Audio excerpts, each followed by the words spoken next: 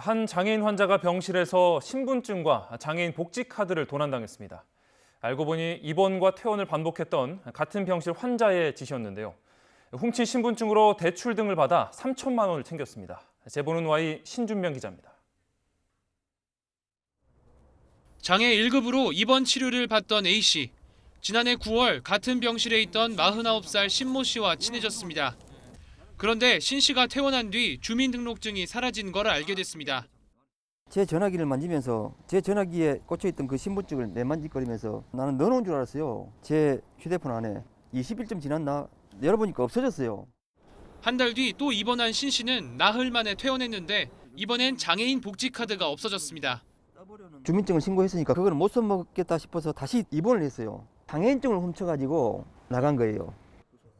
A씨는 은행에서 예금 200만 원이 빠져나갔다는 문자를 받고 나서야 신 씨를 경찰에 신고했습니다.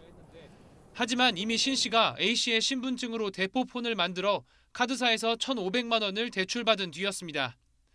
장애인 복지카드로는 A씨의 통장을 재발급받아 계좌 비밀번호까지 바꿔놨습니다. 경찰은 신고를 받은 지 엿새 만에 신 씨의 체포영장을 신청했지만 법원에서 기각됐습니다. 이후 불구속 수사를 받던 신 씨는 A씨의 주민등록증을 재발급받아 계좌에 남아있던 예금 1,400만 원을 또 빼냈습니다. 추가 피해 신고를 받은 경찰은 지난달 29일 신 씨를 금정역 인근에서 긴급 체포했고 지난 1일 구속했습니다. YTN 신준명입니다. 이 용의자가 훔친 신분증과 장애인 복지 카드로 통장을 다시 만들고 대출을 받았는데도 단 한 번도 의심을 사지 않았습니다. 주민센터부터 은행까지 본인 확인 절차에 소홀했다는 방증입니다. 이어서 손효정 기자입니다. A씨 명의로 된 통장의 재발급을 받는데 장애인 증명서가 필요했던 신 씨. 먼저 훔친 장애인 복지카드를 들고 한 주민센터를 찾아갔습니다. 복지카드에 있는 A씨 사진처럼 안경을 쓰고 머리 모양도 꾸민 뒤 어렵지 않게 장애인 증명서를 받아냈습니다. 안경 쓰신 분들은 안경테만 비슷하게 써줘.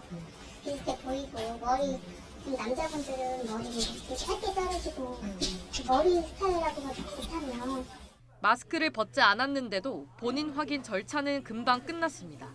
여기가 코로나19가 감염이 돼가지고 한 며칠 동안인가 직장 폐쇄까지 됐었어요. 여기가.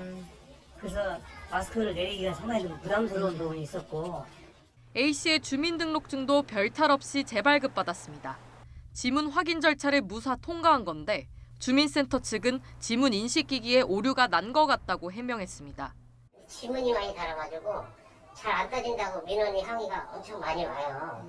저런 기계를 갖다 놓고 했냐고 하면서 그래서 최근에 이제 특히 연세 드신 분이나 뭐 최근에는 이게 이 나이 드신 분들은 이 지문이 잘 안 나와요. 무려 10번 넘게 오류가 났지만 다른 방법으로 추가 확인은 이루어지지 않았습니다. 좀 의심스럽다라고 하면은 추가적인 인증을 좀 하는 경우도 있어요? 그때그때 상황에 따라 좀 다르잖아요. 일괄적으로라고 말씀드리기는 좀 어렵습니다. 이렇게 발급받은 주민등록증과 장애인 증명서를 이용해 신 씨는 은행 3곳에서 A씨 명의로 통장을 재발급받거나 예금을 찾았습니다. 또 카드사 2곳에서 모두 1,500만 원을 대출받았습니다. 그 어떤 곳에서도 제대로 된 본인 확인은 없었습니다. YTN 손효정입니다.